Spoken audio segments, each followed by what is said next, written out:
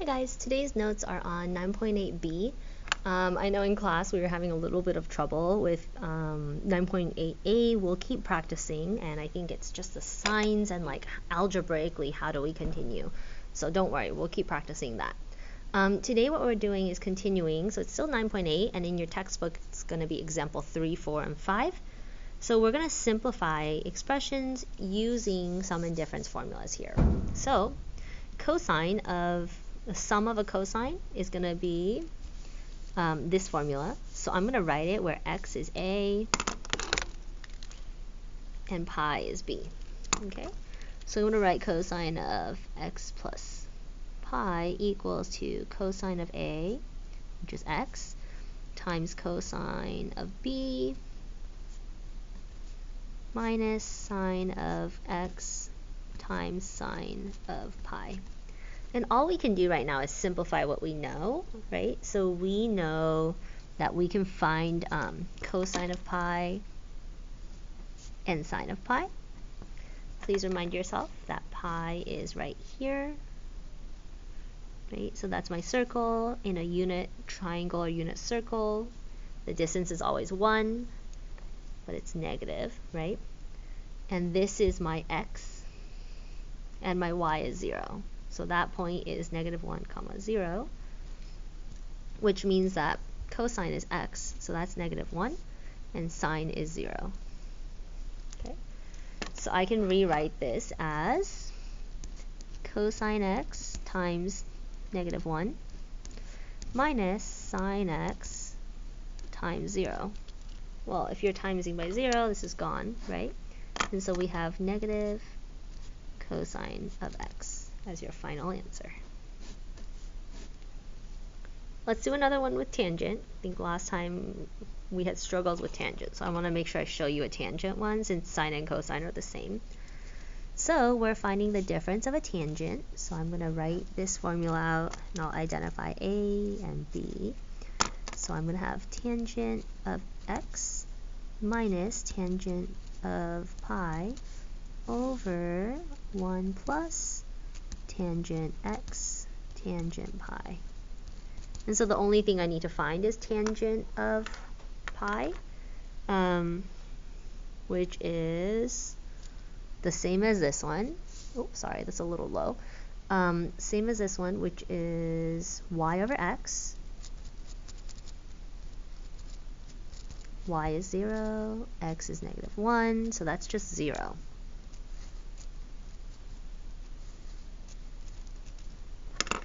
So I have tangent x minus 0 over 1 plus tangent x times 0. Well, anything times 0 is gone, and all we have left is tangent x over 1, which is just tangent x. So I'm going to have you guys try these two. I'll pause the video here so I can write in my answers, and then you guys can check it. Okay, check your answers. Pretty self-explanatory because they all canceled out. The only way I can make this problem more difficult is if I gave you different x and y values. The textbook uses only pi's and 2 pi's. But if I wanted to, I guess I could give you like pi over 2, right, or pi over 6, and make things different, okay? So right now we're going to pivot, and now we're going to move into solving.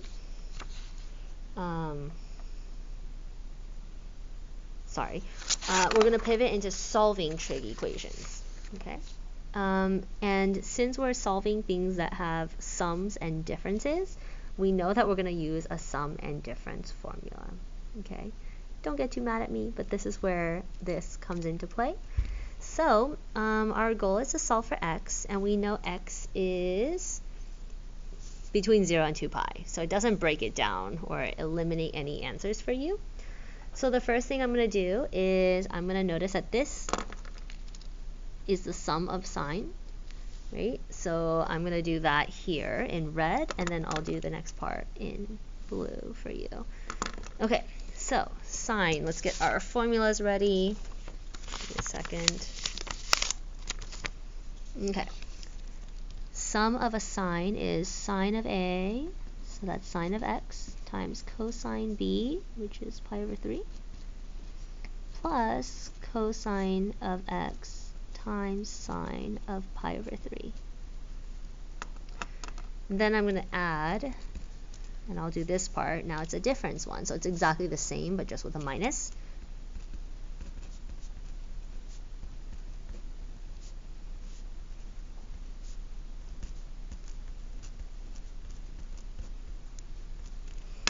I'm going to set that equal to 1 from the original equation there. Don't lose that.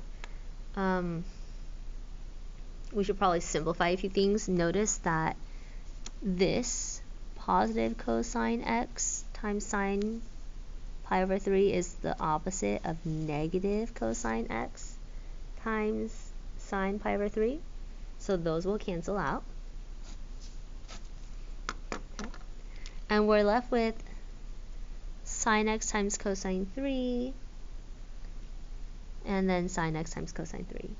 So this is really 2 sine x cosine pi over 3, right? Because this plus this, and then equal to 1.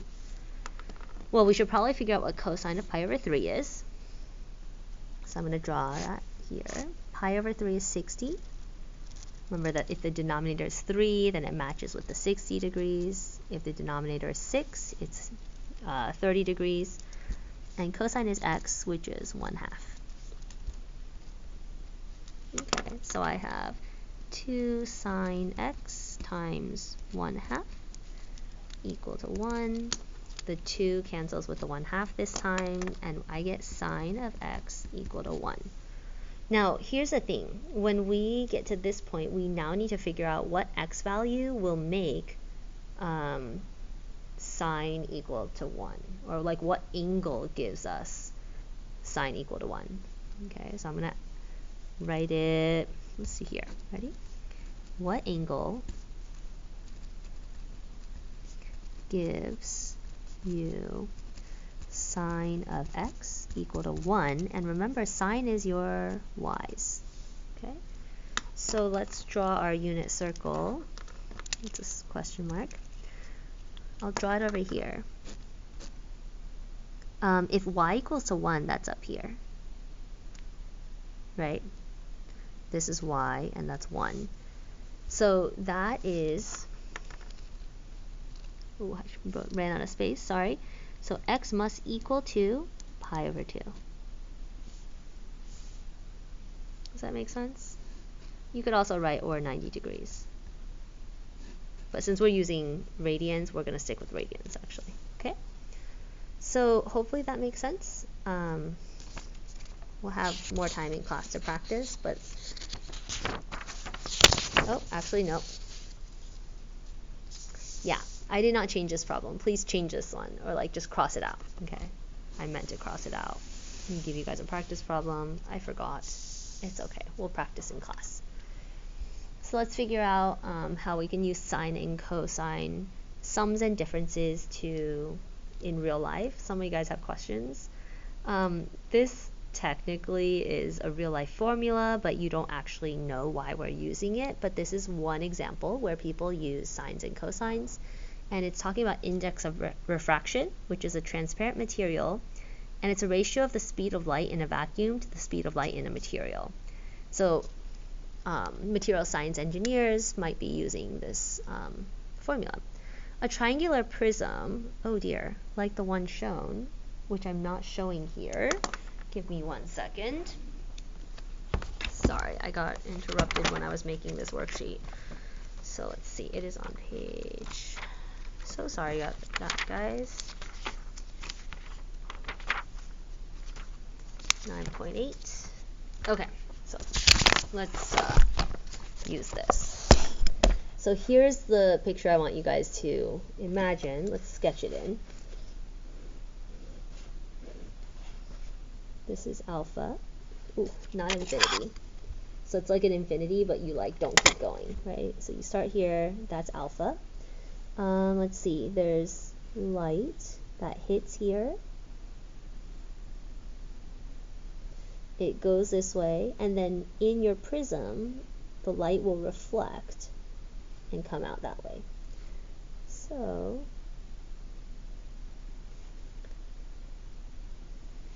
the question is, okay, perfect. Sorry, I've got my picture. That's a prism. Okay, so we want to take this formula that's given, and it's saying that for angle alpha equals 60, show that the formula can be rewritten as this. This is just because in certain scenarios you might have like theta, this angle, but you don't have like the actual prism angle, right? So at this point we can do a little bit more and rewrite it in these terms. So really what it's asking you to do is to verify. Okay, so let's do it. So please note, we know that. Okay, and let's start with the formula that we're given.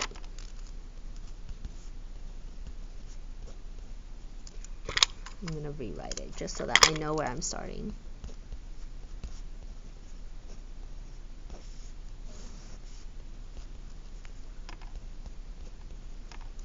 Okay. Let's see. So let's plug in our values. So we have sine. We don't know theta, but we do know alpha is 60 degrees over 2. Okay. And that's sine of that, and then sine of theta over 2. Okay, remember, we can't just cancel things out. If we're doing a sine that's a sum, we can then rewrite the whole thing using sums and differences. Okay, where's my formula sheet? I'm going to write it in red because sometimes you guys don't write things in red or write the formulas out, and it might make you make a mistake. So let's write it out. Sine of A times cosine of B plus cosine of A times sine of B. Okay, so now I'm ready. So I'll do sine of theta over 2 times cosine of 30 degrees, right? Because B is 30. Plus cosine of theta over 2 times sine of 30 degrees. Let's see. So we need to know what cosine 30 and sine of 30 are. Let's draw our triangle here. It's 1/2 and root 3 over 2. Okay. So this is x, which is cosine. Sine is y. So this is okay, so let's rewrite this. I'm going to write root 3. Oh, shoot. Sorry. I lost my denominator, which is really bad. Sorry, guys. All over sine theta over 2. Goodness, that would have been really bad. Okay. So we did establish that this was root 3 over 2, right? And this was 1/2. And so we can rewrite this as root 3 over 2 sine theta over 2 plus 1/2 cosine theta over 2 all over sine of theta over 2. Okay. Well, can we split it, right? Like, look at our goal. We have two fractions. So we're going to split our fraction, half on this term and half on this term. So we'll have 3 over 2 sine theta over 2 over sine of theta over 2. So these cancel out. Plus 1/2 cosine theta over 2 all over sine of theta over 2. Okay, we're almost there, right? So we have our root 3 over 2, and we know that cosine over sine is cotangent. So I know plus 1/2 cotangent theta over 2. Okay, and we verified it. That completes today's notes. We'll practice more in class on Friday.